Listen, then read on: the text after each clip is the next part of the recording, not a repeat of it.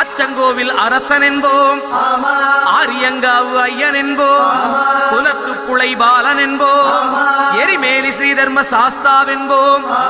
சொரிமுத்து ஐயனார் அப்பன் என்போம், ஜோதிச ரூபன் என்போம்,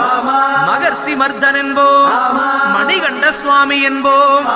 சுகுண விலாசன் என்போம், சுந்தர ரூபன் என்போம், ஜாதி மத பேதமில்லா கடவுளாம், சத்திய வடிவான தெய்வமாம், ஆபத்தில் காப்பவனாம், அன்னதான பிரபுவாம், உலகத்தின் முப்பற்ற தெய்வமாம், சோதனைகள் செய்வானாம் ஆனா கைவிட மாட்டானாம். அப்படிப்பட்ட